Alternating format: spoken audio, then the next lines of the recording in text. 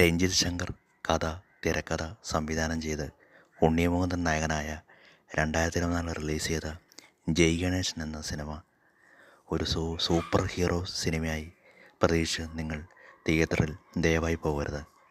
ഉണ്ണിയുടെ കഥാപാത്രം ഒരു ആക്സിഡൻറ്റിൽ അരയ്ക്ക് കീഴ്പോട്ട് തറന്ന് പോകുന്ന വ്യക്തിയാണ് അവതരിപ്പിച്ചിരിക്കുന്നത്. ഈ പരിമിതികളിൽ നിന്നുകൊണ്ട് തന്നെ പരമാവധി ഓരോരോ കാര്യങ്ങൾ അദ്ദേഹം ചെയ്യുന്നു.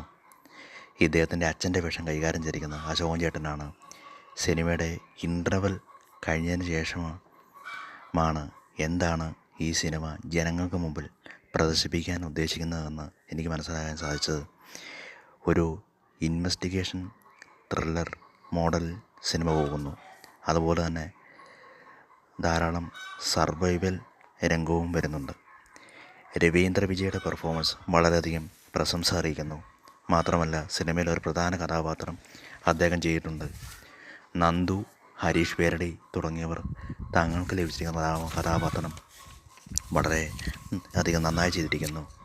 രക്തച്ചൊരിച്ചിലുകളൊന്നും ഇല്ലാത്തതുകൊണ്ട് തന്നെ ഫാമിലി ഓഡിയൻസിന് തീർച്ചയായും കാണാൻ പറ്റിയ സിനിമയാണിത്.